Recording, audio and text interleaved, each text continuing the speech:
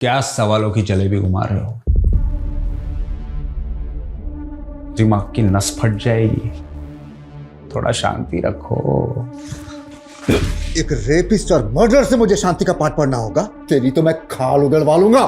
सब एंगल से मार चुके हो, बोर नहीं होते क्या? कुछ नया करो या फिर हमें चैन से जीने दो। एक मासूम लड़की की जिंदगी ली है तूने, तू शांति से जिएगा?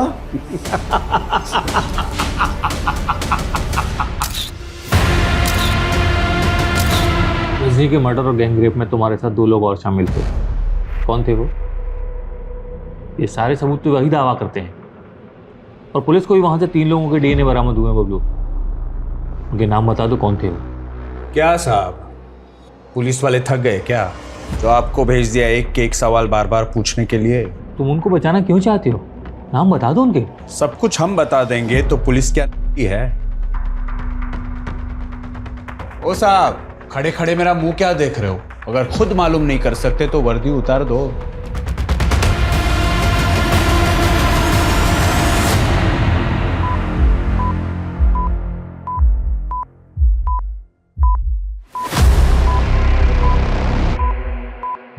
तुम जंगल में अपने 2 और दोस्तों के साथ थे। कौन थे वो?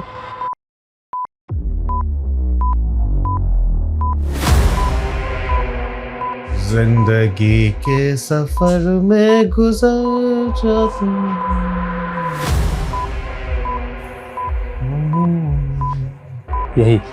यही गाने गुनगुना रहे थे ना तुम उनके साथ?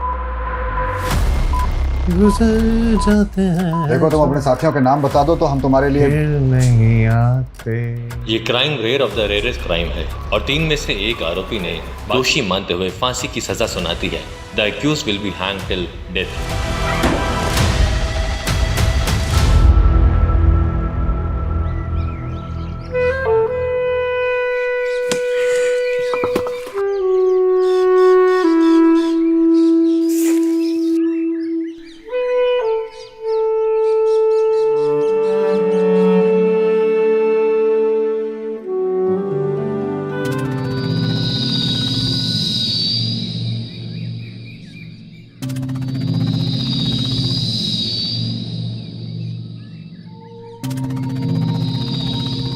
ए लड़की, अरे रुक रुक रुक रुक, अरे रुक तो जा।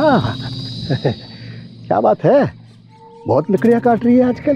कहीं कोई जंगली जानवर न काट ले तुझको। पूरे जंगल का कोना कोना जानते हैं हम, चले जाएंगे। अरे सरकारी नौकर है हम, डरो मत हमसे। अगर हमको हाथ लगाया ना तो तुम्हारा ये हाथ भी काट देंगे और तुम्हारी सरकारी नौकरी भी चली जाएगी। हट।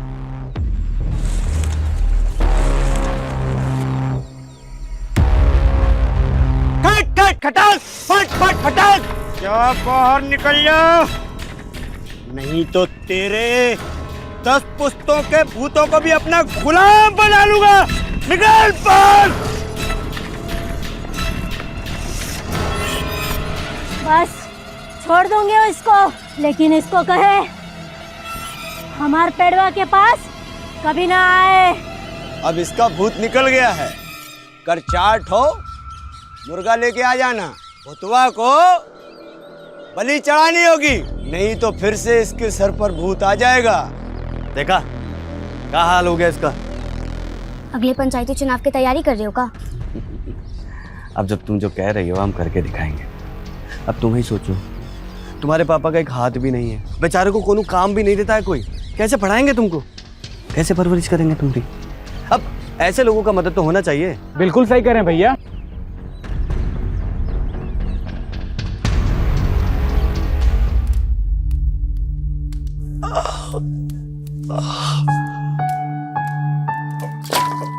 आ गई बिटिया।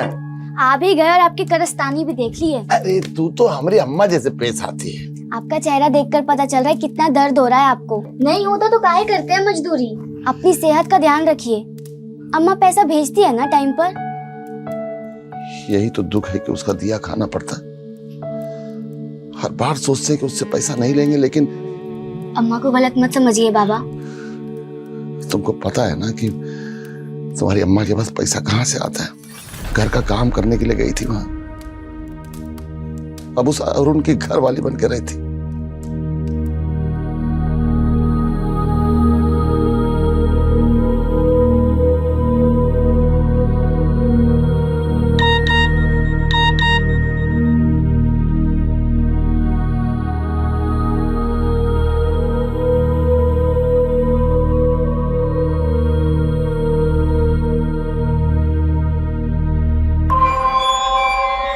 बुला लो फुलवा को कुछ दिनों के लिए। लगता है बहुत याद आ रही है इसकी। हमको तो याद आएगी, लेकिन आपको क्यों आ रही है? इतना बुरा किया इसके साथ। याद रख, नौकरानी है तू। मेरा बिस्तर गर्म कर दिया ना, इसका मतलब ये नहीं कि घर की मालकिन बन जाएगी। अरे फुलवा, अरे इतना मत भागो। अरे देर हो गया है हमको। अरे देर तो हमको भी हुआ है, बस इतना देर हो जाए कि पहले गणित का क्लास निकल जाए। तुमको लगता है कि तुम गणित में जीरो हो? मन लगा कर पढ़ो, 100 बटा 100 मिल जाएगा।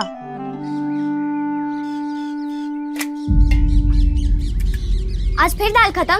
रोज रोज नमक रोटी पकड़ा देते हो। हमारे टोले के बच्चों को दाल सब्जी देने से पहले ही खत्म हो जाता है। ए, जाके लाल बाबू सर से बात कर। बढ़ जाए राजकुमारी, निकल यहाँ से। अरे अरे फुलवा, अरे वहाँ मत जा। तो तुमको सूखा रोटी नहीं खाना है? ये रोज रोज का हो गया है मास्टर जी। स्कूल में जो खाना आता है वो सरकार की तरफ से आता है। बताइए कौन हम बच्चों का हक छीन रहा है? सरकार हमको ये नमक रोटी खाने को देती है क्या? मारेंगे निकला पड़, भागो यहाँ से। मास्टर जी, बड़ी विद्रोही लड़की है। कल सबके सामने हमसे कहती है कि बताइए लैट्रिन का कुंडा कहाँ गया। हाँ तो गलत का पूछे। जाओ यहाँ से। सीडीपीओ मैडम बिना बताए आ गई। Good afternoon madam ji. Good afternoon. हमारा नाम फुलवा है, हम इस स्कूल के स्टूडेंट हैं। बोलो फुलवा। मैडम जी, हमारे टॉयलेट का कुंडा टूटा हुआ है।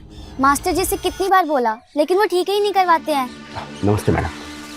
बेटा फुलवा, अपने क्लास में जाओ।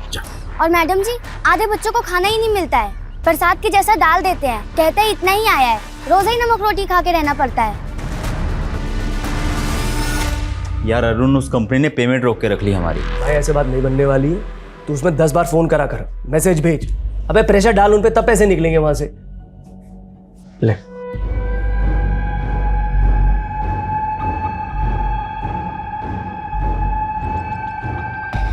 पेमेंट तो मैं निकाल लूंगा। तो ये बताया ऐसी काम वाली कब ढूंढ के ला रहा है मेरे लिए? अबे किसी को तो छोड़ दिया कर।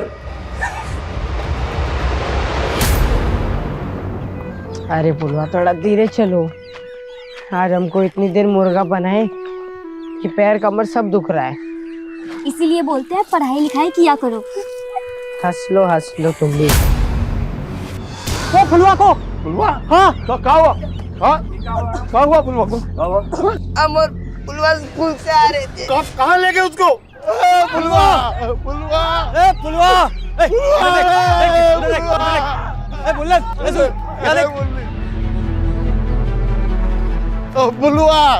फुलवा, अरे क्या हुआ?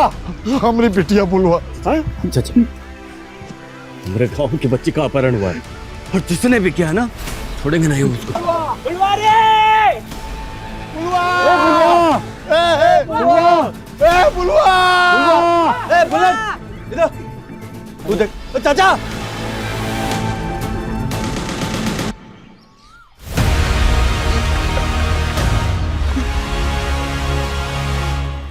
ये क्या है? फुलवा, फुलवा, फुलवा, फुलवा,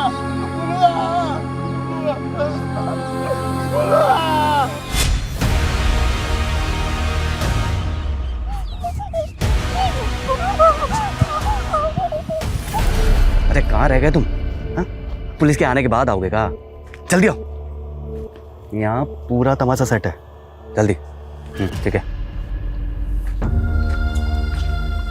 वाह भैया, सही गेम सेट किया।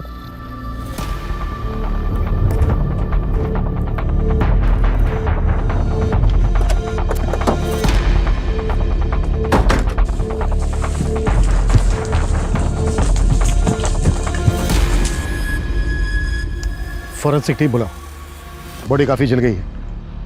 एम्बुलेंस भी बुलाओ, जितना जल्दी हो सकता है बॉडी का पोस्टमार्टम करवाओ। क्विक। Okay sir.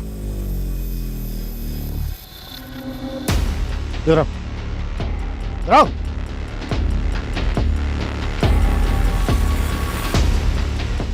तुम थे ना ड्यूटी पे? जी साहब। कैसा हुआ साहब? अब हम कहाँ बताएं साहब, इतना बड़ा जंगल है, हमको तो कुछ पता ही नहीं चला। एक लड़की को जिंदा जला दिया गया और तुम कह रहे हो ना कुछ सुना ना देखा? साहब चाहे जिसकी भी कसम खिलवा लो, पर हमको कुछ नहीं पता चला साहब।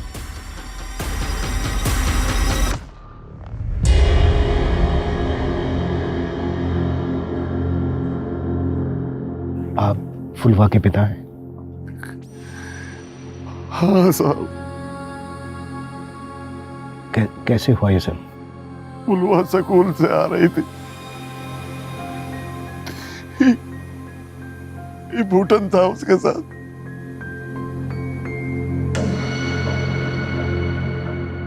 इसी ने बताया कि 2 आदमी फुलवा को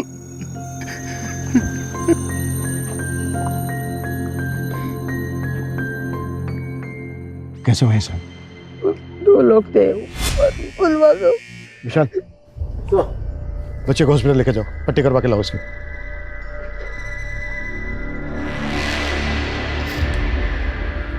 हिम्मत रखिए आप। क्या करेंगे, हिम्मत मत रखे साहब। पकड़ लीजिएगा ना साहब उन लोगों को। वो जो कोई भी है बचेंगे नहीं, पकड़े जाएंगे। आपको शक है किसी पर?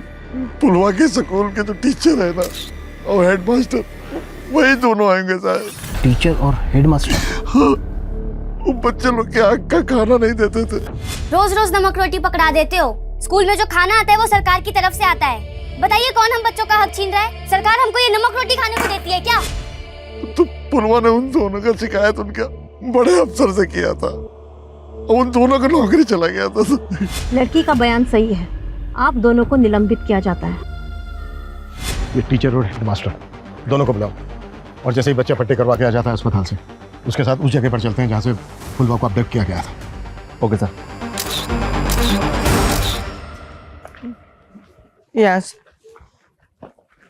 यहाँ से वो फुलवा को लेके गए। सर सर सर ये देखिए।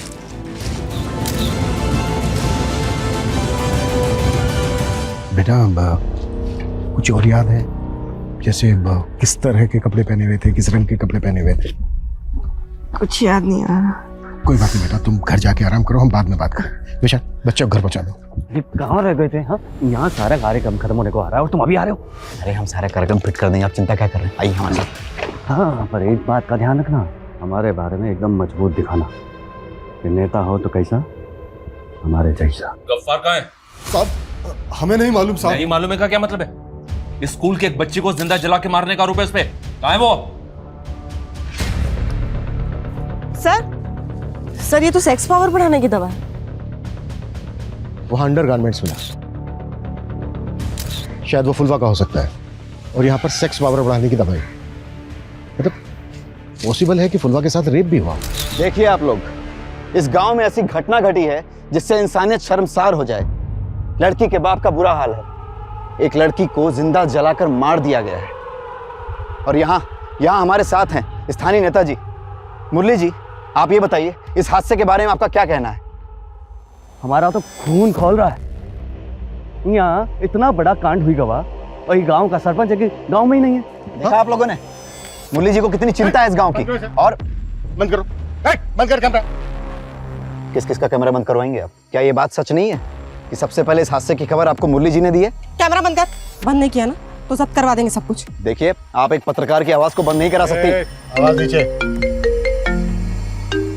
कविता।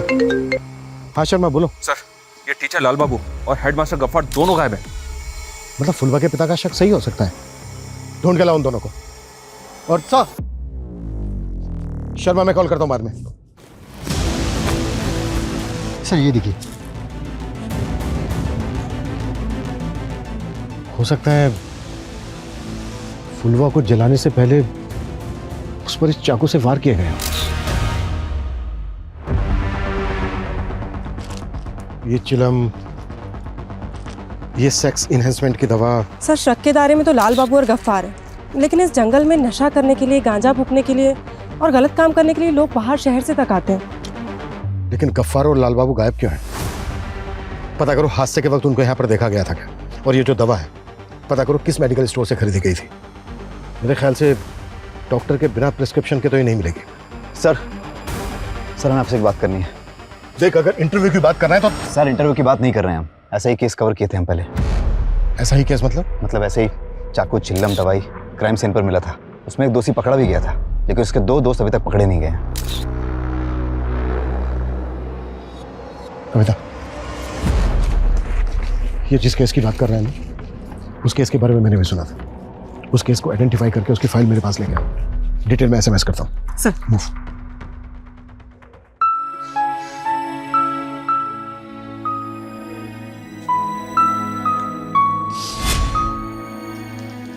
बाबा ये लो पानी।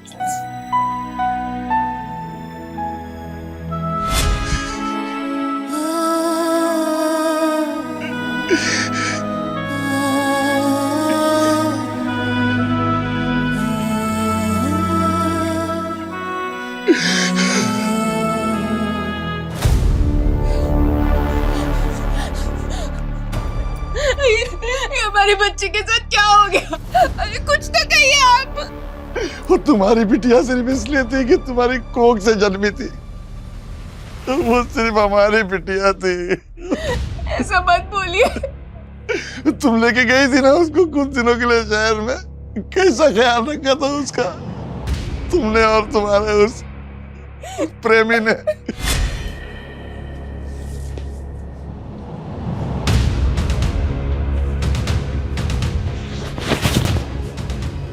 क्या हुआ? डर लग रहा है? हाँ? हमको ये सब अच्छा नहीं ऐसा करेंगे तो ये क्या कर रहे हैं साहब? छोड़िए इसको। तुम्हारे विश्वासघात के लिए हम तुमको एक बार माफ भी कर दे, लेकिन तुमने हमारी बिटिया को उस भेड़िए के सामने परोस दिया था। चल निकलो यहाँ से, जा यहाँ से, जा। तुम्हारा आना मत हमारे सामने, आना मत कभी हमारे सामने तुम्हारा।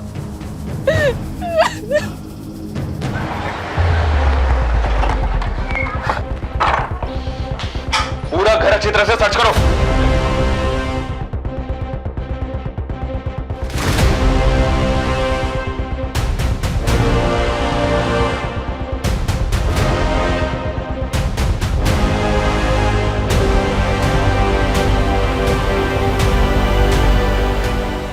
हाँ ठीक है, लेकिन जल्दी, टाइम नहीं है हमारे पास। ओके सर ये उस केस की फाइल है जिसके बारे में उस रिपोर्टर ने बताया था।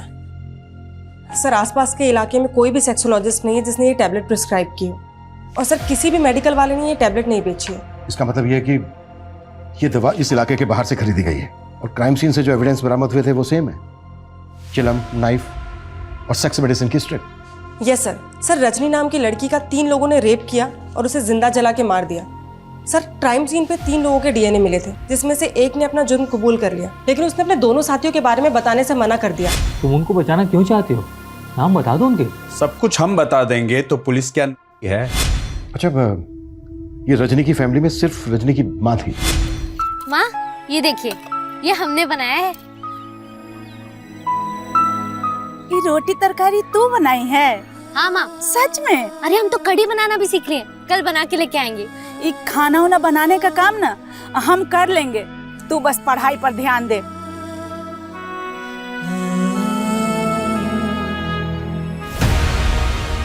सर रजनी को रोज उसी जंगल से होकर जाना पड़ता। सर उनमें से एक पकड़ा गया था जिसने अपना जुर्म कबूल कर लिया। सर 2 साल पहले उसे फांसी दी गई है। यानी बाकी के जो 2 आरोपी थे उनके बारे में कभी कुछ पता ही नहीं चला, वो आज भी आजाद घूम रहे हैं। रजनी के केस में जैसा हुआ था तकरीबन वैसा ही फुलवा के केस में भी हुआ। कहीं ऐसा तो नहीं है कि उन्हीं दोनों का काम है? हो सकता है सर, क्योंकि इस क्राइम के बारे में काफी सारे न्यूज़पेपर ने छापा था। हो सकता है किसी ने इसी से प्रभावित होकर सेम टू सेम क्राइम किया हो ताकि हमें गुमराह कर सके। लेकिन कौन? मुरली भैया अभी न्यूज़ में कुछ रखा नहीं है, गांव वालों को भी लग रहा है हम वही न्यूज़ बार बार दिखा रहे हैं। नहीं, कोनो फायदा नहीं।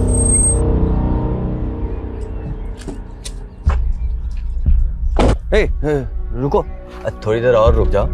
अब तुमको ऐसा मसाला मिलेगा कि तुमरे वो क्या कहते हो, सब सब्सक्राइबर्स। हाँ वो सब्सक्राइबर डबल हो ही जाएगा। मंगरू जी हिम्मत से काम लीजिए। फुलवा जितनी आपकी बेटी थी उतना ही पूरे गांव वालों की बेटी थी, हमारे लिए भी बेटी जैसी थी। हम विश्वास दिलाते हैं आपको कि फुलवा को इंसाफ जरूर मिलेगा। आप सबको इंसाफ मिलेगा। कब मिलेगा? हाँ? जब भी गांव की 4 और बेटियों को मार दिया जाएगा तब? देखिए ये वक्त गुस्सा होने का नहीं है, सबको एक साथ मिलजुल के धैर्य से काम लेने का। धैर्य गया तेल लेने? जब आपकी बेटी को आपके घर से उठा ले और जिंदा जला दें तब बात कीजिएगा धैर्य की। अब ये बेचारा पत्रकार लोगों को जागरूक करने की कोशिश करता है, और पुलिस इसकी आवाज को उठने से पहले ही दबा देती है। देखिए गुनहगार जो कोई भी है उसे बख्शा नहीं जाएगा। वो जहां कहीं भी हो उसे ढूंढकर कड़ी से कड़ी कार्रवाई की जाएगी उस पर।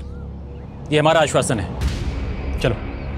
आश्वासन नहीं चाहिए हमें, हम आपको जाने नहीं देंगे। नहीं जाने देंगे, बिल्कुल नहीं जाने देंगे यहाँ से। जब तक फुलवा को इंसाफ नहीं मिल जाता आप यहाँ से नहीं जा सकते। हमारे यहाँ पर बैठने से, धरना प्रदर्शन करने से फुलवा को इंसाफ मिल जाएगा तो ठीक है, हम भी बैठते हैं यहाँ पर। आपके यहाँ बैठने से इंसाफ नहीं मिलेगा, और ना ही पुलिस कुछ कर रही है और ना ही आप। अब इस बाप को देखिए, अब इस बाप को देखिए जिसकी आवाज कोई नहीं सुन रहा है, जिसकी बेटी को जिंदा जला दिया गया हो। इसलिए 2 घंटा के अंदर फुलवा के कातिलों को नहीं पकड़ा गया ना तो ये आप सबके सामने अपने आप को जिंदा जला लेगा।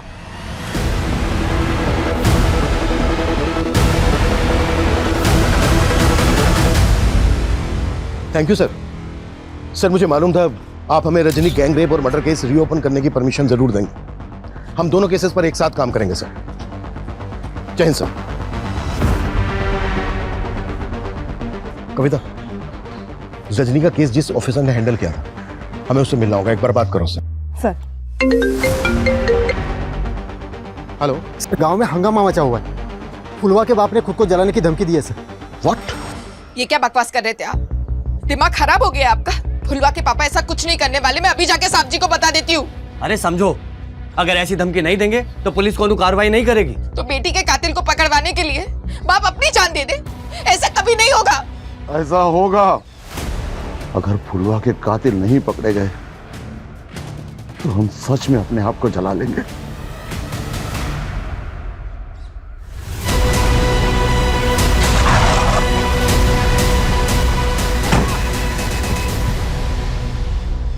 देखिए, हम कातिलों को पकड़ने की पूरी कोशिश कर रहे हैं। ये झूठा आश्वासन बंद कीजिए आप। ये देख रहे हो ना, ये दुनिया भर में दिखाएगा कि पुलिस की नाकाबिलियत की वजह से कैसे एक बाप ने अपने आप को जिंदा जलाकर मार दिया। गांव वालों को भड़काना बंद कर तू, नहीं तो 1 मिनट में तेरी नेतागिरी निकाल दूंगा, समझा?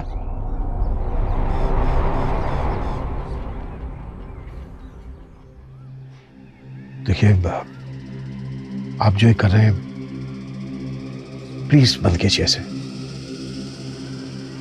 हमारी फुलवा के कातिल को अगर आपने नहीं पकड़ा तो हम सच में खुद को जला लेंगे। Hello sir. शर्मा, क्या अपडेट है? हर जगह नाकाबंदी लगा रखी है सर। गफ्फार और लाल बाबू के घर वालों से, पड़ोसियों से और स्कूल में इंक्वायरी कर रहे हैं। शायद इन दोनों की कोई लीड मिले। शर्मा जल्दी करो, फुलवा के बाप ने खुद को जलाकर आत्महत्या करने की धमकी दी है। पूरा गांव है उसके साथ। हमारे पास 1 घंटे से भी कम समय है।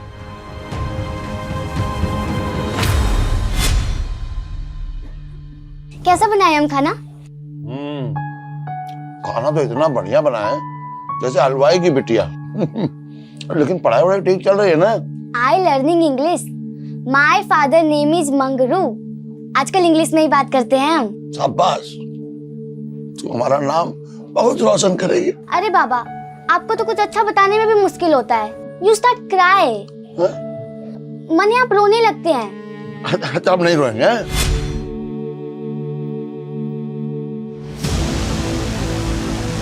रुक रुक रुक जॉर्ज, कितनों को रोकोगे आप? 10 गांव वाले और आ रहे हैं, और ये सब करने से अच्छा है उन्हें पकड़िए जिन्होंने हमारी फुलवा को जिंदा जला दिया। चुप। कविता, कैमरा जब्त करो इसका।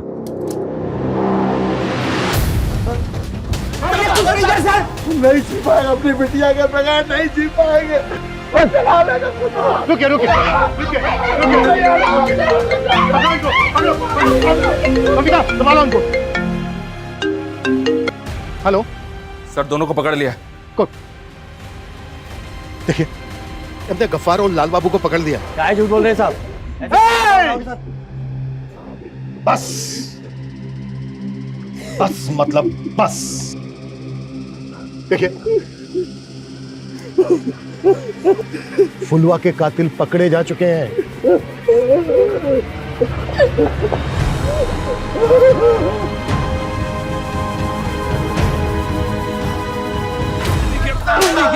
साहब, हम गुस्से में जरूर थे, लेकिन हमने उस बच्ची के साथ ऐसा कुछ नहीं किया है। साहब, वो हमारी बच्ची जैसी थी, उसके साथ हम ऐसा कैसे कर सकते हैं? अगर तुम दोनों ने कुछ नहीं किया तो छिपे क्यों थे? साहब हम लोग डर गए थे क्योंकि सबको मालूम था कि हम फुलवा से गुस्से में हैं। गांव वाले के गुस्से में आकर हमारे साथ कुछ गलत ना कर दे, इसीलिए हम लोग डर गए थे। डर गए थे। तुम दोनों की घटिया एक्टिंग ना मेरे सामने नहीं चलेगी। सूरज, जब तक ये दोनों सच ना बोले तोड़ते रहो इन दोनों को।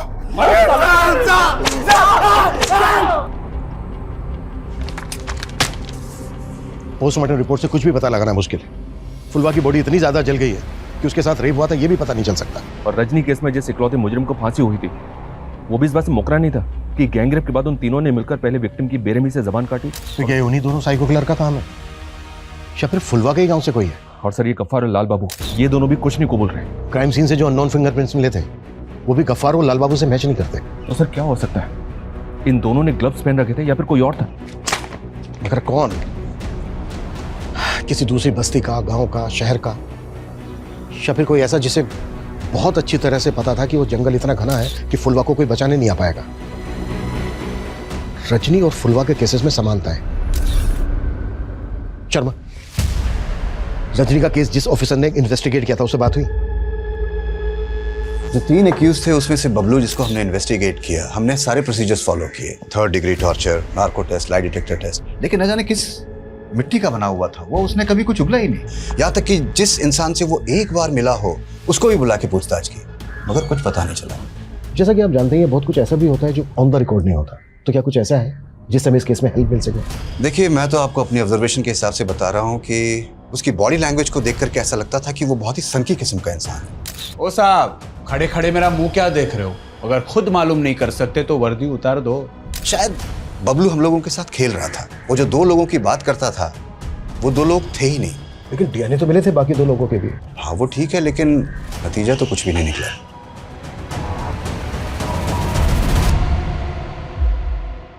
तुम जंगल में अपने 2 और दोस्तों के साथ थे, कौन थे वो? जिंदगी के सफर में गुजर जाते।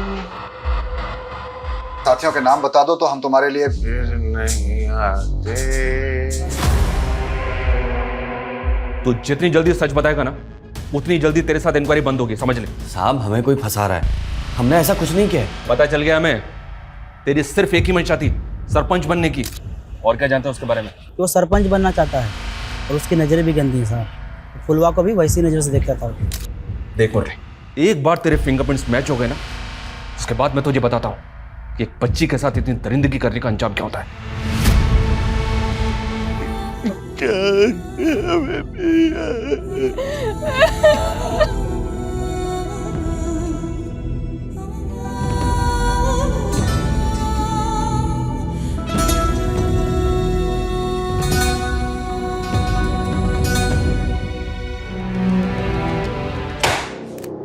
अगर मुरली के भी फिंगरप्रिंट्स मैच नहीं हो रहे तो फिर कौन?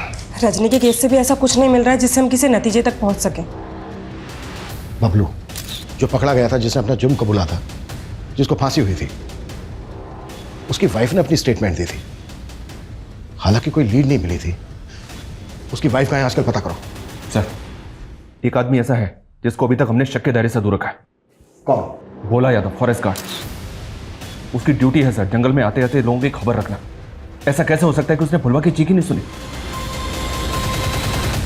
अरे ओजे, तेरा वो पीपल के पेड़ वाला भूत कहीं तुझे तो नहीं पकड़ा ना है? मुझे तो नहीं पकड़ा, लेकिन उस भूत की वजह से ये दारू और ये मुर्गा हम दोनों को नसीब हो रहा है। पर कब तक जिंदा रहेगा तेरा ये भूत? अरे जब तक रहेगा रहेगा, नहीं रहेगा तो हम दूसरा भूत बना लेंगे। अरे धीरे बोल, धीरे बोल, वरना पिछली बार जैसा कोई सुन लिया ना तो फिर से कांड हो जाएगा।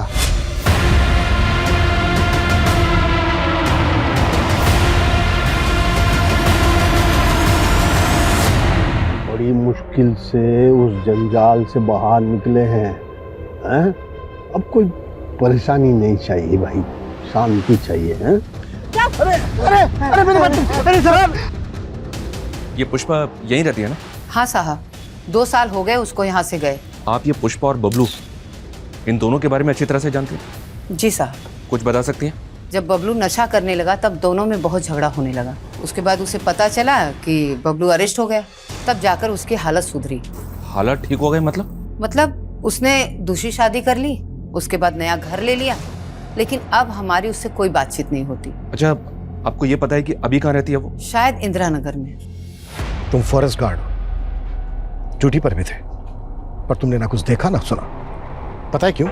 क्योंकि तुमने फुलवा का रेप करके उसकी जबान काट के उसको जिंदा जला डाला। कैसी बात कर रहे हैं साहब? फुलवा हमारी बेटी जैसी थी साहब। साहब हम तो पूजा पाठ वाले आदमी हैं, गंगा माई की कसम, ये सबसे हमें क्या मतलब है? कविता, इन दोनों की एक्टिंग बंद करवाओ।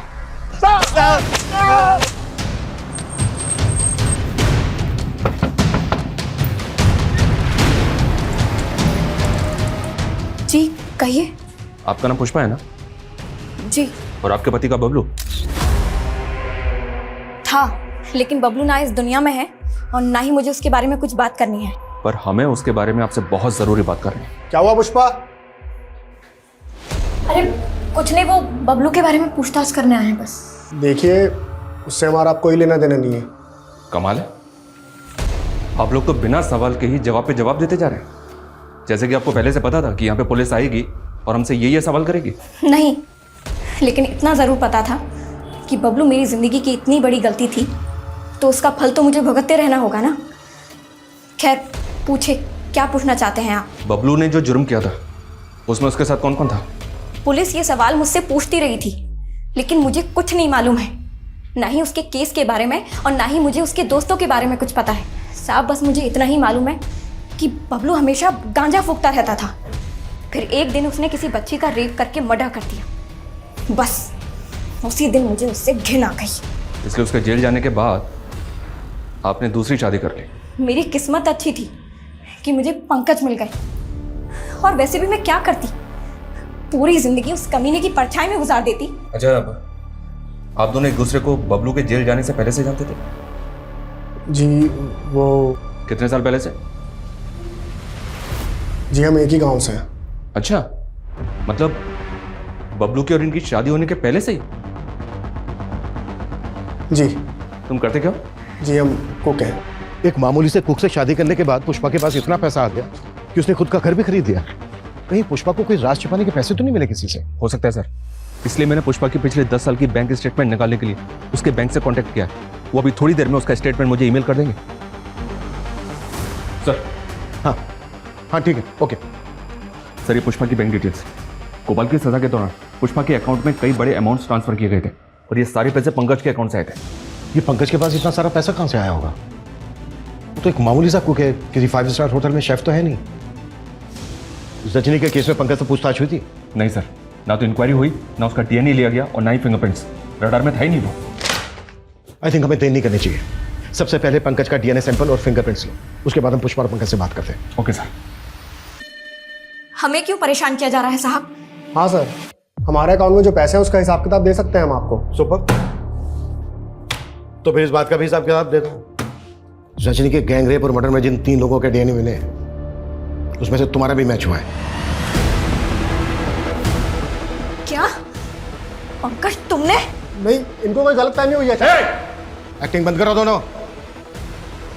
अब सीधे सीधे बोल, बबलू और तेरे अलावा तीसरा कौन था? ये क्या बदतमीजी है? एक रिटायर्ड पुलिस ऑफिसर के साथ ऑफिसर नहीं, क्रिमिनल। एक मासूम बच्ची के साथ गैंग रेप, बेरहमी से मर्डर, उसका जिंदा जला दिया। उस 7 लोगों को 3rd डिग्री दी होगी ना तूने। अब मैं तुझे दिखाता हूं असली 3rd डिग्री क्या होती है।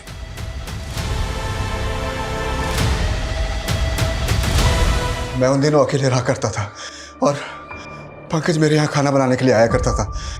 रोज खाना खाने से पहले हम दोनों साथ बैठकर पिया करते थे। एक दिन पंकज अपने दोस्त बबलू को अपने साथ घर ले आया और इन्होंने रजनी का जिक्र किया तो मेरी भी इच्छा हुई रजनी को देखने की। ऊपर से प्रेशर आने लग गया कातिल को पकड़ने का। मैंने बबलू पर दबाव बनाया, उसे नार्को टेस्ट में कैसे झूठ बोलना है ये भी सिखाया और ऊपर से उसे प्रॉमिस किया कि हर महीने उसकी वाइफ को मैं पैसे भेजता रहूंगा। और जब बबलू को फांसी हो गई और सालों तक तुम लोग नहीं पकड़े गए तो हिम्मत और बढ़ गई। उसके बाद फुलवा पर नजर डाली और उसके नहीं सर, फुलवा के साथ मैंने कुछ नहीं किया। हम भी कब से यही बोल रहे हैं, हमने फुलवा के साथ कुछ नहीं किया सर।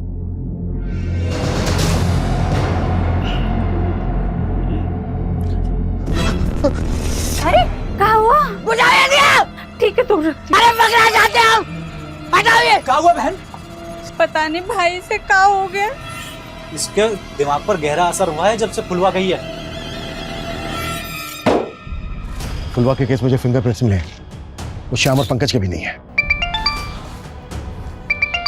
सर हेलो, ठीक है सर। भूतन को आजकल दिमागी दौरे बहुत पड़ रहे हैं।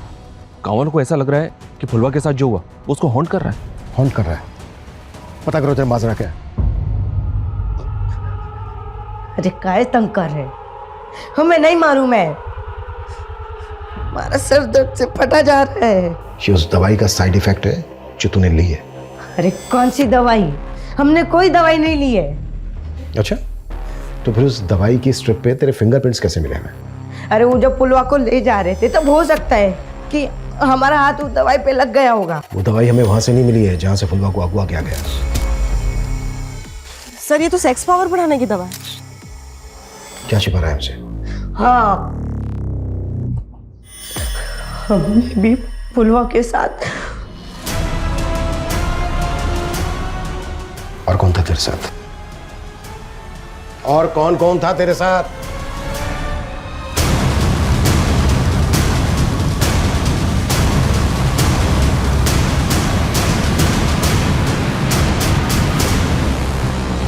सर हमने ही भूटन के साथ मिलकर। क्यों? हमको पता लगा कि पुलवा शहर से इसलिए वापस आई है घर के अरुण उसके साथ। हमारे मन में भी पुलवा के लिए वैसे ही सोच आने लगी। क्या कर रहे हो तुम? बहुत प्यार करने लगे तुमसे। एक लप्पड़ में ना प्यार का सारा भूत ही उतार देंगे। चप्पल उठा के मारेंगे अगर ऐसी बकवास किए तो। तब तो हमने उससे माफी मांग के उसको चांद कर दिया, लेकिन हमको उसके साथ वो करना था। इसलिए हमने अरुण और सचिन को बताया कि हम पुलवा को सबक सिखाना चाहते हैं ताकि हमारी कहानी सबको सच लगे। लेकिन सर हमने रजनी मर्डर केस के बारे में सुना था कि तुम ये घिनौना क्राइम करके बच जाओगे। क्रिमिनल चाहे कितना भी शातिर क्यों ना हो, कानून के पंजे से बच नहीं सकता।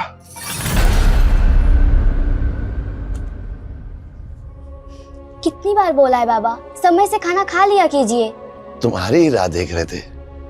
जब तक तुम्हारी डांट नहीं सुन लेते खाना गले से उतरता ही नहीं। चलो अब खिलाओ जल्दी से। फुलवा के परिवार की गरीबी लाचारी ने उन्हें पहले ही अपना शिकार बना लिया था। गरीब और लाचार लोग हमेशा ऐसे लोगों के शिकंजे में होते हैं जिनके पास आर्थिक, सामाजिक और पॉलिटिकल पावर है। पुलिस का काम है गुनहगारों को पकड़ के उन्हें सजा दिलवाना। लेकिन याद रखिए, इलाज से बेहतर है सतर्कता। Prevention is better than cure.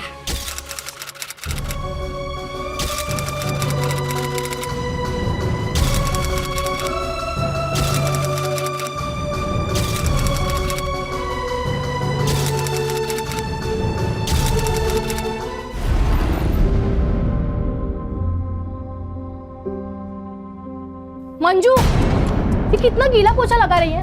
लादी कब सूखेगी? 50 बार समझा चुकी हूँ।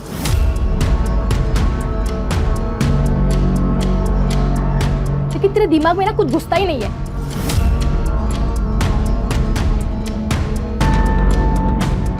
यूजलेस।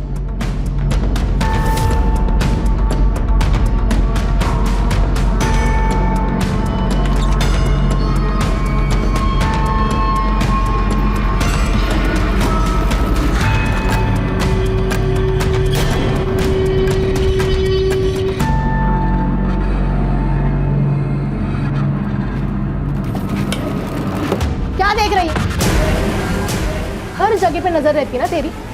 जा काम कर।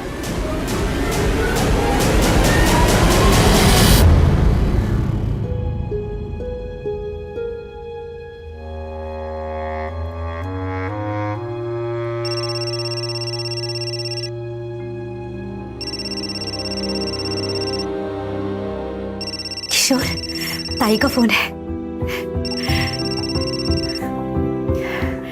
कैसी है बेटा? मैं ठीक हूँ आई। पैसे मिल गए थे ना? एकदम सही समय पर।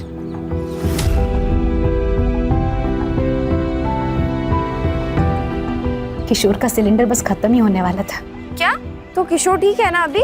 हाँ, तू अगर पैसे नहीं भेजती ना तो पता नहीं क्या होता। ओ भाई, बेटा ये ले, किशोर से बात कर।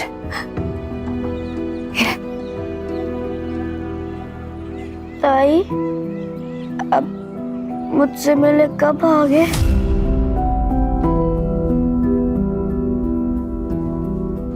जल्दी आ जाऊंगी।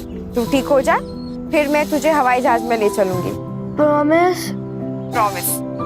आई, मैं बाद में बात करती हूँ। हाँ, मुझे लेट हो रहा है।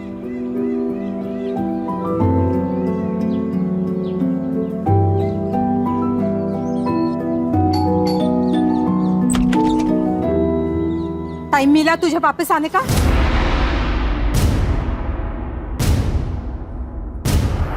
सॉरी भाभी, वो थोड़ा लेट हो गया। सॉरी भाभी, इतना लेट आई है, अभी घाई घाई में काम करेगी। नहीं भाभी, आप टेंशन मत लीजिए, मैं अच्छे से काम करूंगी। घाई घाई के चक्कर में ना कहीं गंदगी नहीं रह जाए। और हाँ, वो मीता के घर जाके आई या जाना बाकी है? नहीं भाभी, बाकी है। अभी तो मैं शिल्पा भाभी के घर से आ रही हूँ। सुन, तुझे ना पैसों की जरूरत थी, इसलिए वो शिल्पा के घर में काम करने बोला था। वो तेरा पार्ट टाइम है, ये फुल टाइम है। लेकिन तुझे मेरे घर के काम की और मीता के घर के काम की बिल्कुल चिंता नहीं है। लेट आती है, घाई घाई में काम करती है।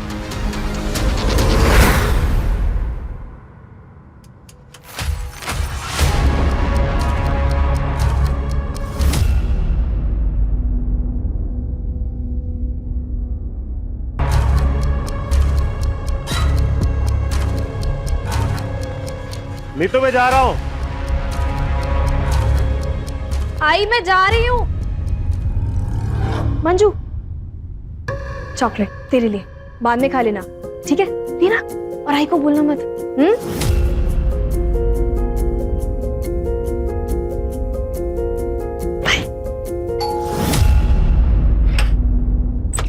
अरे मंजू, तू आ गई? आजा। जी भाभी।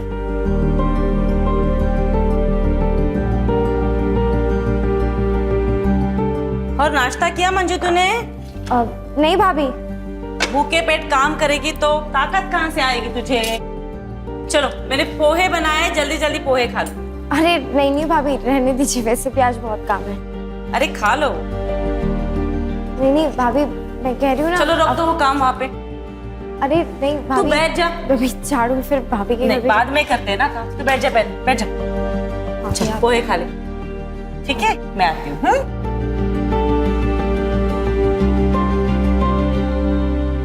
मम्मा, मेरी प्रोजेक्ट फाइल नहीं मिल रही है, आपने देखी क्या? दीदी एक मिनट, मैं ढूंढ देती हूँ। You eat, sweetheart. I'll find it.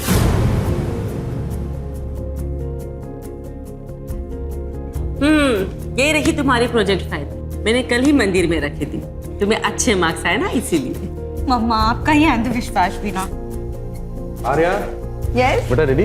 Yes, yes. Come on, I will drop you to your college. Okay.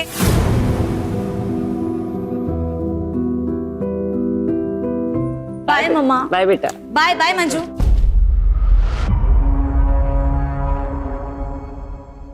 तू चिकन क्यों ले रही है? वो मैं जब बना रही थी तो आपने इसे साइड में रखा था, तो मुझे लगा मिले होगा। तू कोई महारानी है क्या कि तेरे लिए मैं अलग से निकाल के रखूंगी? ये हमारे कुत्ते के लिए। तेरा खाना इधर है, ये ले, गरम कर ले इसे। ये छोले तो मैंने पिछले हफ्ते बनाए थे ना, तो क्या हुआ? खाना फेंक दूं? खा ले चुपचाप। एक हफ्ते का पुराना खाना और तुमने खा लिया मंजू?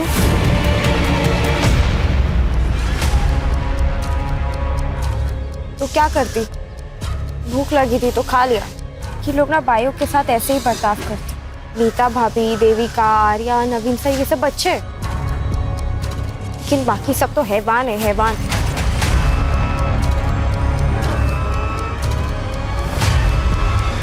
मंजू, क्या करे उधर? घर आ जाके कुछ काम ही कर ले। क्या चक्कर क्या चल रहा है वो वॉचमैन देवेंद्र के साथ? सुन, अगर फिर से हो गई ना तो घर से बाहर फेंक दूंगी तुझे। नहीं भाभी, आप जैसा सोचो ऐसा कुछ नहीं है। अब मुंह बंद कर, जल्दी जाके सब्जियां लेके आ।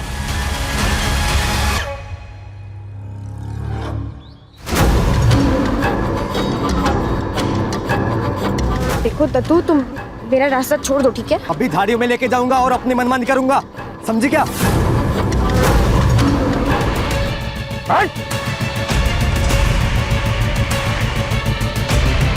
तो ठीक तो ना मंजू? मंजू, छोड़ूंगा नहीं मैं तुझे। चल घर चल, चल चल चल।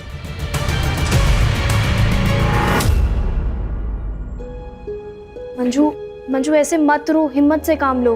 अच्छा हुआ बाई चांस नवीन वहाँ पे पहुँच गए थे, वरना पता नहीं वो गुंडा उसके साथ क्या करता। इतनी सारी मेड्स है जो काम करने बाहर जाती है, उन्हें तो कोई नहीं छेड़ता। सारे आशिक इसके ही पीछे लगे पड़े। तूने उकसाया होगा ना उसे। यार बस करो ना। बस सारी गलती मेरी ही दिखती है तुम्हें। मंजू एक काम कर, तू उठ, अंदर जाके आराम कर। हाँ आराम कर जाके, सारे काम मैं करने बैठी हूँ इधर।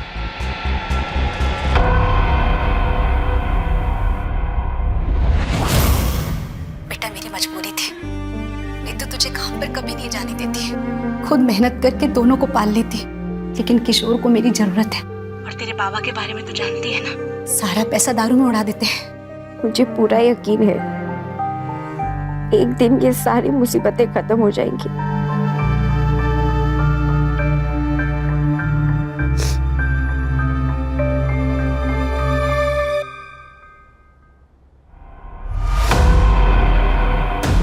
तूने अभी बेडरूम साफ किया ना?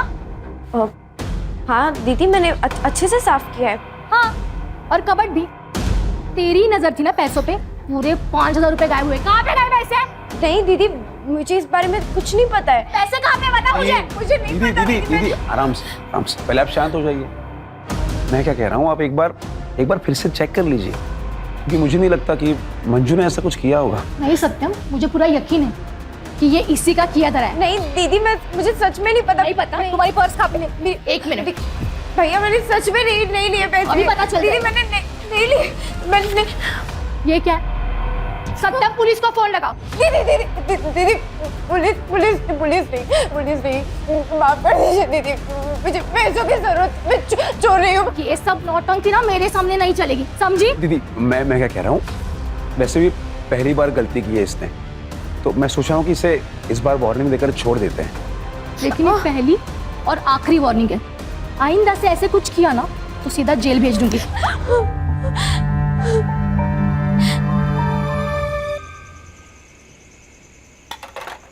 मंजू क्या कर रही है? चलते। अरे लेकिन कहाँ?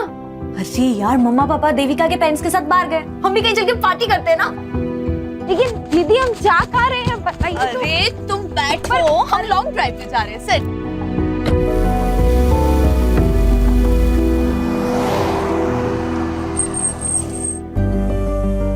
हाय, कम।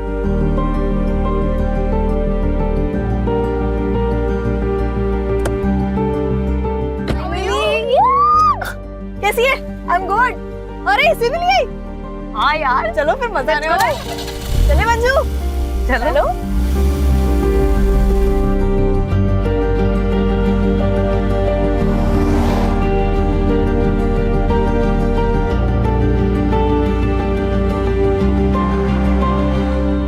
अरे हाँ से ना, ये हम कहाँ गए? एक सेकंड, गाड़ी साइड में लगा। चढ़ लेना। दीदी, मंजू सुनो, तुम यहाँ पे वेट करो, हम लोग बाहर देख कर आते हैं। ठीक है? लेकिन हाँ, हम लोग आ रहे हैं।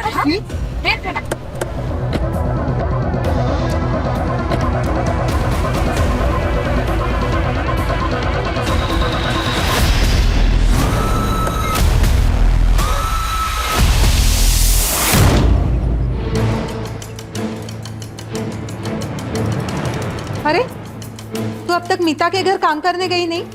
मैं अब वहाँ काम नहीं करती भाभी, मैंने आप पास ही में दूसरा छुट्टा काम ले लिया है।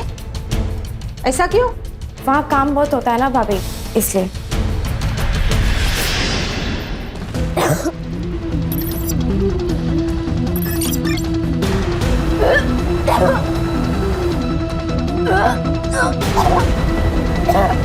उस वॉचमैन का ना, बोलती क्यों नहीं? चिल्ला क्यों रही है? ये मंजू रो क्यों रही है? अपने कर्मों का भुगत रही है, पेट से महारानी। क्या? मंजू, बता, बच्चे का बाप कौन है? बता। ना बताना ना बताए, वैसे भी हम कौन सा इस पाप को अपने घर पालेंगे।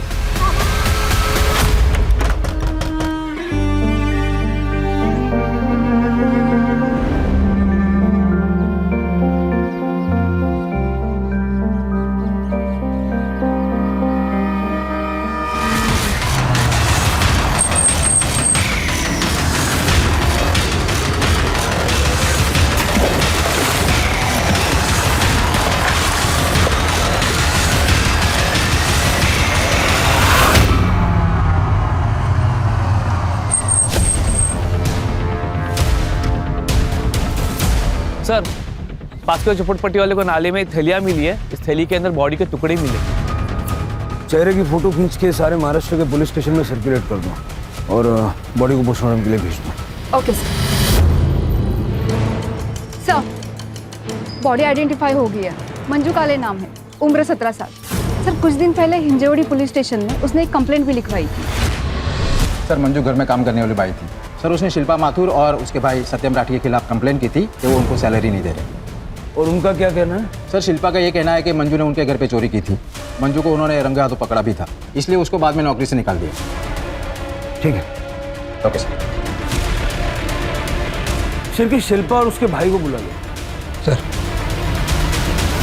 सर चोर थी वो। पहली बार मैंने उसे रंगे हाथों पकड़ा था। 5,000 रुपए निकले थे उसके पर्स से, लेकिन तब मैंने उसे वार्निंग देके छोड़ दिया।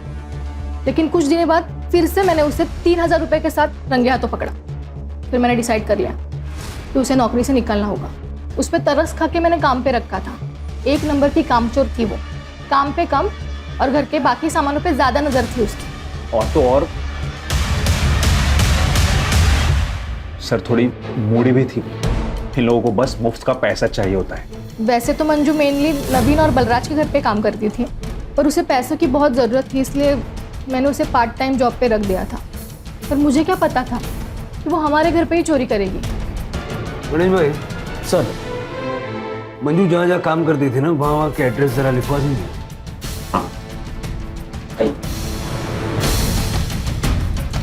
ये भाई बहन की डिटेल्ड बैक स्टोरी निकालो। सर, मंजू की postmortem report. Sir, postmortem report के हिसाब से मंजू की मौत 15 नवंबर की रात को 9 बजे से लेकर 12 बजे के बीच में हुई थी। और सर, मौत का कारण है पेट में मल्टीपल स्टैबिंग, कुल्हाड़ी या किसी ऐसे चीज़ का इस्तेमाल किया गया है। और सर, मर्डर के समय वो 6 वीक प्रेग्नेंट थी। मंजू के माँ बाप को बुला के उसकी पहचान करवाओ और ये जहाँ जहाँ वो काम करती थी उसे जाके मिलते हैं। ठीक है सर, हमें नहीं पता पिछले 1 महीने में उसके साथ क्या चल रहा था। हाँ सर, हमारे यहाँ पे उसने काम करना बंद कर दिया था। और वो नीतू, उसके पास तो वो काम करती थी। नीतू हमारे यहीं पे बगल में रहती है सर। हमारे फैमिली फ्रेंड्स हैं वो। तो उसने आपके घर से काम क्यों छोड़ दिया? पता नहीं सर, हम तो उसके साथ बहुत अच्छे से व्यवहार करते थे। इनफैक्ट मैंने उससे कारण भी पूछा, पर उसने कुछ भी नहीं बताया। आपको पता था मंजू प्रेग्नेंट थी? नहीं सर, मुझे तो पता ही नहीं था। मुझे तो तब पता चला जब नीतू ने उसको काम से निकाला। प्रेग्नेंट थी वो और बता भी नहीं रही थी कि बच्चा किसका है। हमारे घर में जवान बेटी है, उस पर क्या असर पड़ता, इसलिए मुझे उसे काम से निकालना पड़ा। मंजू ने आपको बताया था वो कहाँ जा रही है? अपने गांव अंबेगांव जाने वाली थी वो, अब 1 हफ्ते पहले, है ना? हाँ। आपको पता मंजू का रिलेशन किसके साथ था? मेरा मतलब है उसके बच्चे का बाप कौन होगा? मुझे पक्का यकीन है वो हमारा वॉचमैन ही है।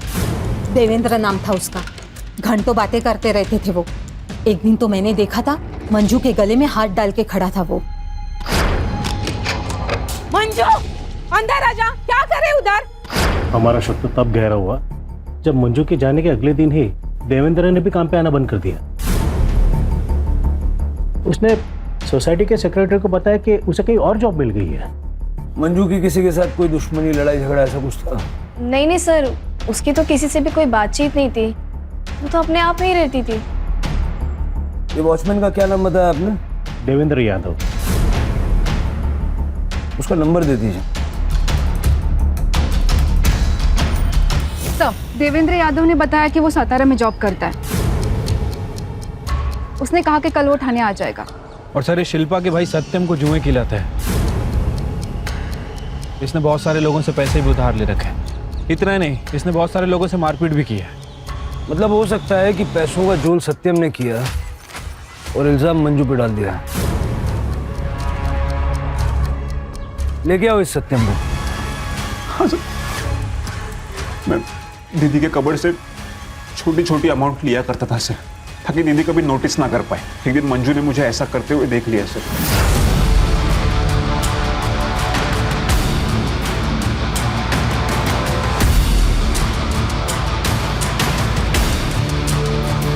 वो मटके वाले लोग मेरे पीछे पड़े थे सर, कि मुझे उनके पैसे देने थे।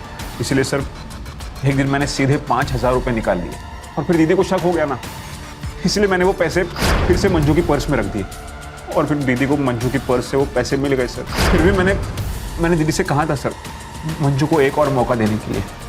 बोला बनता है।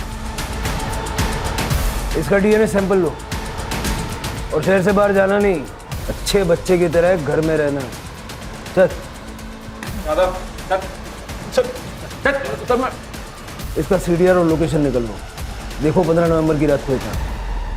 सर, मंजू के घर वाले आए, उन्होंने बॉडी आइडेंटिफाई कर ली। मंजू हमारी पहली और आखिरी उम्मीद थी साहब, तो वो भी चली गई। हमारी बच्ची कभी घर पहुंची ही नहीं। आपको पता है आपकी बेटी 6 वीक से प्रेग्नेंट थी? या उस बच्चे का बाप कौन था? क्योंकि नवीन और बलराज की फैमिली का कहना है कि मंजू को भी नहीं पता था कि उस बच्चे का बाप कौन था। झूठे है सबके सब। मंजू को मालूम था, तभी तो उसे सुनसान जगह ले जाकर तमंचा दिखाकर उसका बलात्कार करवाया गया।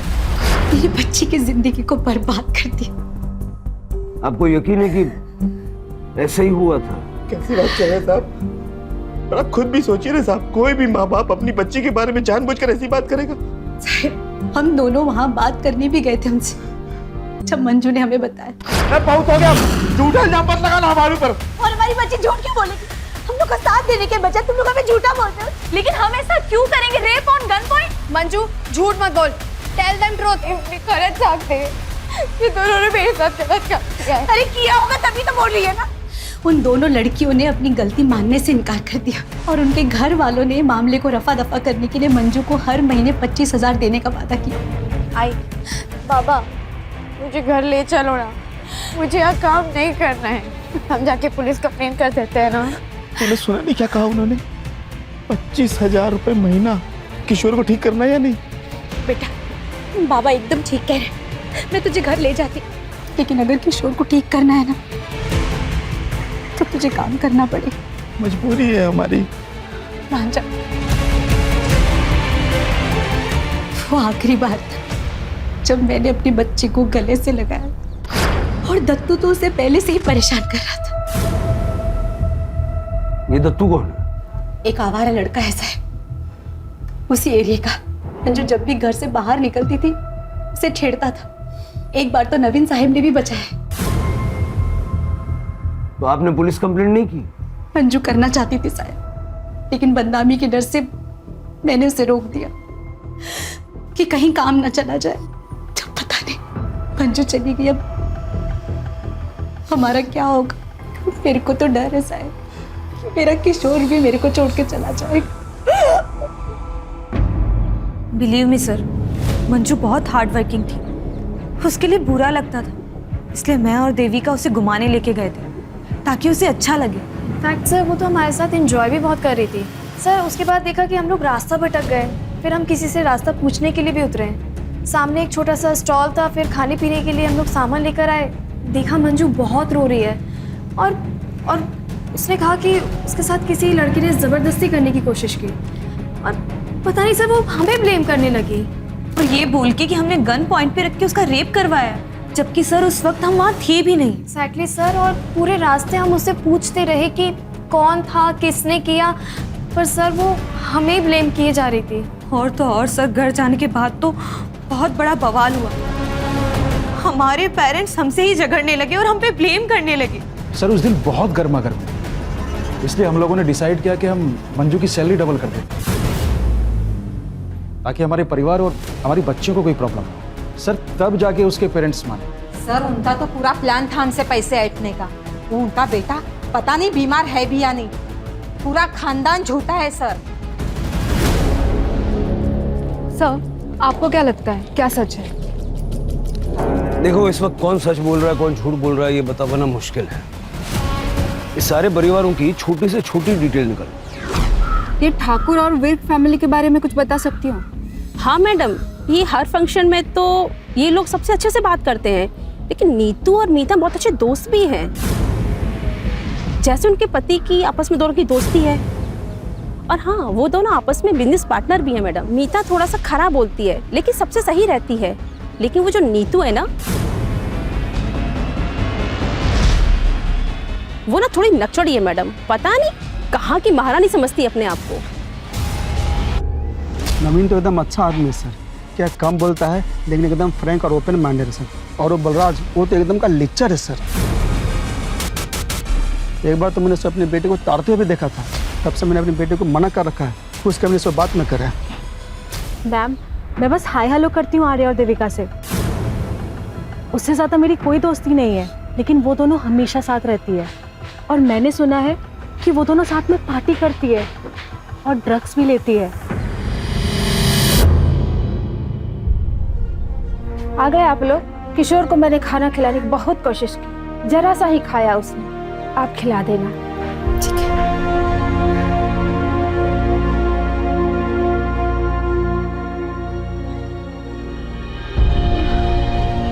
आई बाबा, अब ताई वापस कभी नहीं आएगी ना? आई तुम रो क्यों रहे हो? ताई नहीं आएगी? ताई तेरी याद आ रही है। आई मिस यू ताई। हो सकता है ये दोनों फैमिलीज झूठ बोल रहे हैं। इनको पता है कि मंजू का रेप किसने किया, या फिर ये दोनों लड़कियां झूठ बोल रही हैं और इनका परिवार इनकी मासूमियत पे भरोसा कर रहा है। सर ऐसा भी हो सकता है कि सावित्री और गंगू झूठ बोल रहे हैं। हो सकता है कि इन लोगों ने ब्लैकमेल करके अच्छा पैसा बनाने की सोची, या फिर मंजू उतनी सीधी थी ही नहीं, इसलिए ये दत्तू टाइप के लड़के उसके पीछे पड़े रहते। बहुत कंफ्यूजिंग है सर। दत्तू मिला क्या? सर अभी तक नहीं। वो और उसकी बहन योगिता दोनों अंडरग्राउंड है। सर पता चला है कि योगिता से पहले वो विर्क और ठाकुर फैमिली में काम करती थी, लेकिन सर बीमारी के कारण वो काफ़ी छुट्टियां ले रही थी, इसलिए उन्होंने योगिता को हटा के मंजू को परमानेंट काम पे रख लिया था। मतलब योगिता के पास भी मंजू से बदला लेने का मोटिव था।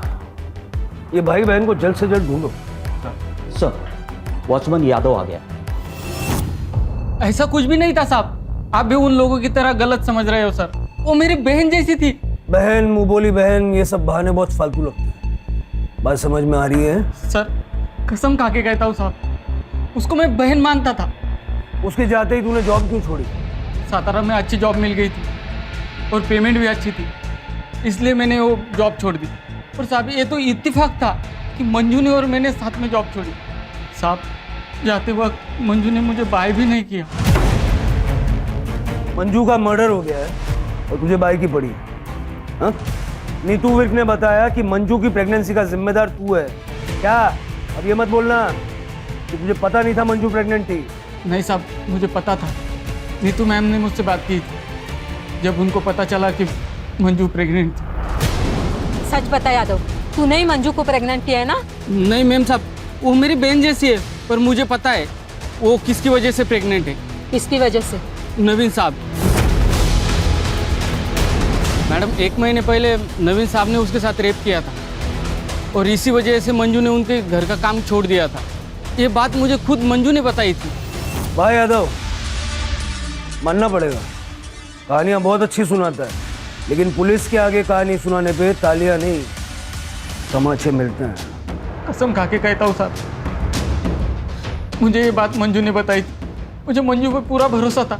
वो बहुत खुददार और प्यारी लड़की थी साहब। वो अपने परिवार के लिए दिन रात काम करती थी। उसको अच्छी ज़िंदगी मिलनी चाहिए थी साहब। उसके खुशी को मत छोड़ना। याचा DNA सॅम्पल घेऊन मग याला पाठवा जा। तो यादव सच बोल रहा है ना, या झूठ? देवेंद्र ने मुझे बताया था कि नवीन ने मंजू का रेप किया था। मैंने ये बात मीता को भी बताई थी और बाद में मेरे हस्बैंड ने भी मुझे कंफर्म किया था। मतलब तुम भी ये बात पहले से जानते थे? जी सर, नवीन ने 1 महीने पहले ही मुझे बताया था। जिस रात मंजू ने लड़कियों पे इल्जाम लगाया कि गन पॉइंट पे उसका रेप करवाया गया। क्या तूने मंजू का रेप किया? हाँ यार, कल रात को मैं लेट घर पहुंचा था और मैंने थोड़ी सी ड्रिंक भी कर रखी थी। मंजू ने जब मुझे बताया कि किसी ने गन पॉइंट पे उसका रेप किया तो यार मैं अपने ऊपर कंट्रोल नहीं कर पाया। मैं आउट ऑफ कंट्रोल हो गया।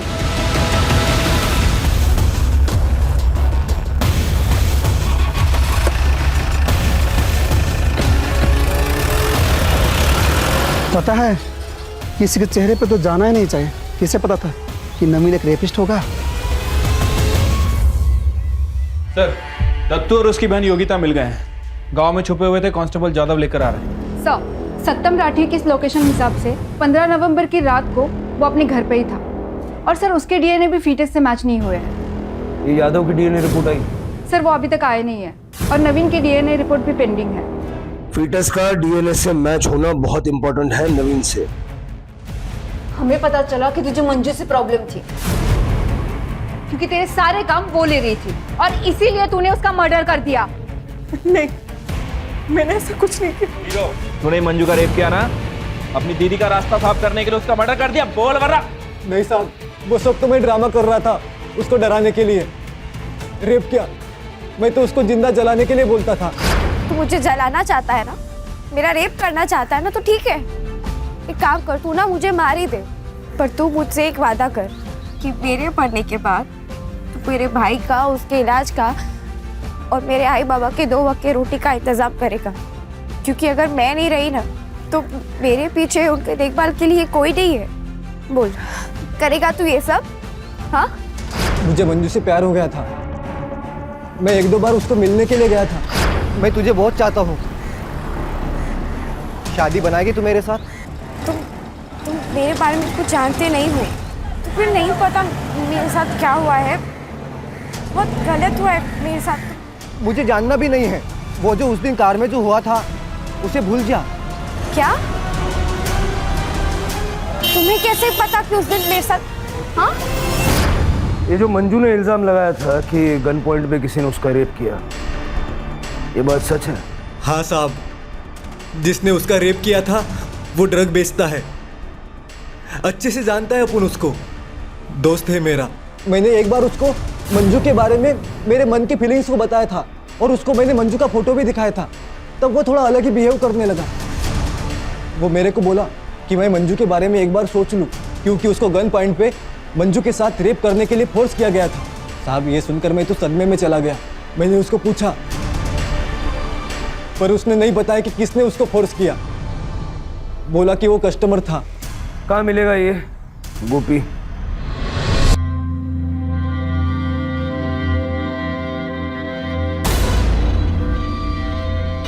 शादी को देना, ठीक है? चला, और माल किधर गया?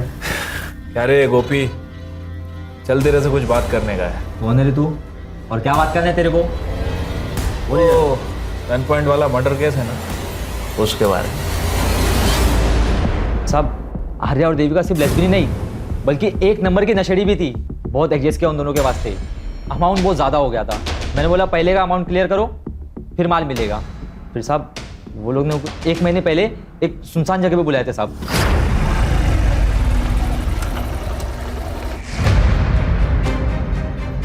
कहाँ है मेरे पैसे? गाड़ी में। और दोनों मिलकर मुझे ब्लैकमेल करना चालू कर दिए। बोली कि अगर फ्री में ड्रग नहीं देगा तो तेरी ये वीडियो वायरल कर देंगे। मैं क्या करता साहब? ये वीडियो देख लीजिए साहब, उन दोनों ने मुझे भेजा था। इसका DNA सैंपल लो। आणि आत ठेवायला. सर सर मेरे को क्यों सर आप सर सर प्लीज सर. तो ये वीडियो सच है? तुम दोनों ने मिलकर गोपी को फोर्स किया कि वो मंजू का रेप करे? जी मैम, हम ये वीडियो दिखा के फ्री में ड्रग्स लेंगे. और वो गन कहाँ से आई? सर वो गन नकली थी. हाँ सर, ये देखिए हमने ऑनलाइन ऑर्डर की थी. ये देखिए गन नकली थी सर.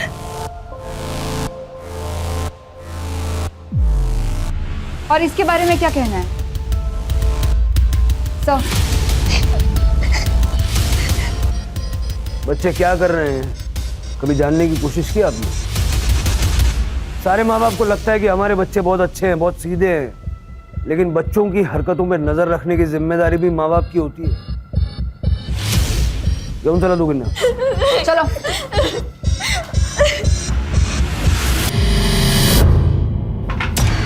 क्या कर रही है? किशोर की दवाई के पैसे. तो मैं क्या करूं? मैं क्या करूं मतलब? क्या बोलने की कोशिश क्या कर रहे हो? अरे जाऊंगा मैं. तुम्हारी वजह से मेरी ताई चली गई. तुमने मेरी ताई को मार डाला. मास्क लगा बेटा, मास्क लगा, मास्क लगा. ऐसे नहीं बोलते बेटा. मास्क लगा, मास्क लगा, मास्क लगा, मास्क लगा.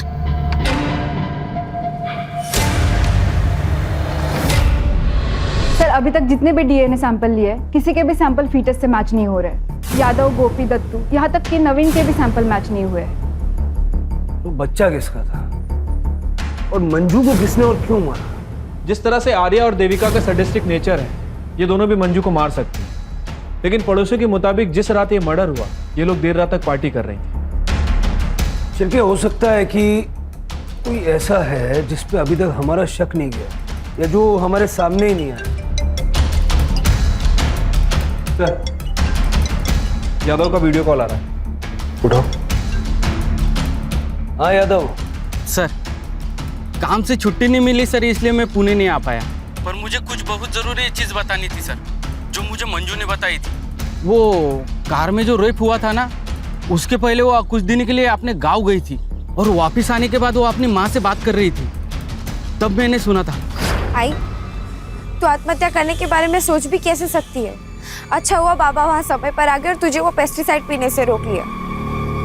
तुझे पता भी है तेरे बाद किशोर का क्या होगा, कौन देखभाल करेगा उसकी? तू दोबारा ऐसा कदम नहीं उठाएगी. चल फोन ठेवते. मंजू क्या हुआ? तेरी आई अपनी जान क्यों लेना चाहती है? क्योंकि मेरे साथ जो हुआ है, उन्हें ऐसा लगता है कि उन सबकी जिम्मेदार वो है. क्या हुआ है तेरे साथ? मंजू अब घर चलेगी महारानी. तुम्हें अंदाजा है सावित्री ने अपने आप को खत्म करने की कोशिश क्यों की? नहीं सर, इस बारे में हमारे बीच में कोई बात नहीं हुई सर, और मैं भूल भी गया था सर. ठीक है, thanks Yadav. Yes sir. Ambegaon चलने की तैयारी करो सिर के. सर कंकु मेरा दूसरा पति है साहब.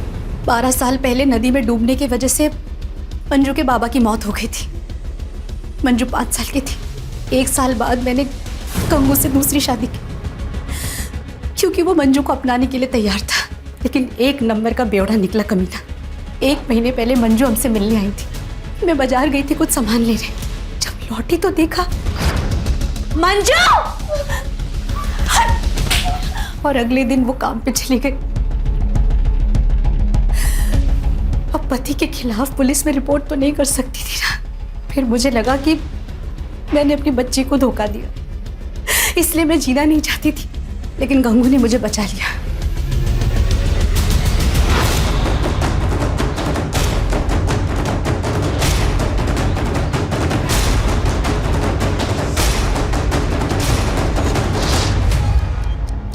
सर जैसा कि सावित्री ने बताया था, गंगू ने ही मंजू का रेप किया है.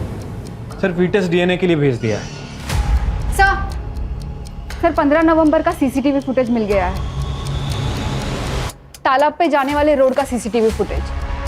सर 15 तारीख की शाम को 5 बजे के आसपास नवीन की गाड़ी यहाँ से गुजरी है. लेकिन नवीन ने तो कहा था कि उसकी गाड़ी बलराज लेके गया था खंडाला बिजनेस मीटिंग के लिए, और रात को लौटा था. नहीं सर, वो झूठ बोल रहा है. ये देखिए दूसरे कैमरे के सीसीटीवी फुटेज. लेके आओ दोनों को.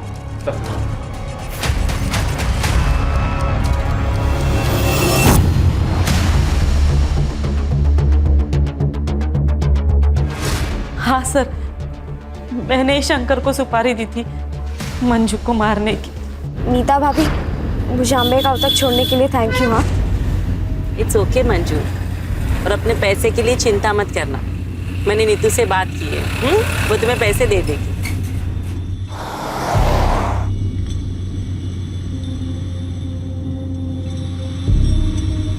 ये हम कहाँ जा रहे हैं? कि मेरे गांव का रास्ता तो नहीं, हम कहाँ जा रहे हैं? सर, मुझे डर लग रहा था कि उसकी प्रेगनेंसी की बात कहीं बाहर ना आ जाए। शर्म नहीं आई? एक महिला होके तुमने अपने पति के घिनौने काम को छुपाने की कोशिश की, यहाँ तक कि मंजू का खून कर दिया। और वैसे तुम्हें बता दूं, मंजू के पेट में जो बच्चा था नवीन का नहीं था। लेके जाओ इनको। चलो मैडम, चलो। Thank you. जब भी पुणे आओगे मिलना जरूर, ख्याल रखना। सर, गंगू का डीएनए फीटस से मैच हो गया है, जैसा कि देवेंद्र को प्रॉमिस किया था। मंजू को इंसाफ दिला दिया सर। सर, वो किशोर काले, मंजू का भाई, उसकी डेथ हो गई। सर, जब से हम अम्बे गांव से वापस आए तब से उसने ऑक्सीजन सप्लाई और दवाई लेने से मना कर दिया था। संभालो अपने आप को। सर, अगर ये सो कॉल्ड पढ़े लिखे लोग मंजू को जिंदा रहने देते तो कम से कम किशोर तो जिंदा होता। फिर के हमारी सर्विस में इमोशन का कोई काम नहीं। वैसे तो तुम काम ही नहीं कर पाएंगे। अब यही प्रार्थना करो कि वो दोनों भाई बहन जहाँ कहीं भी हों, खुश हों।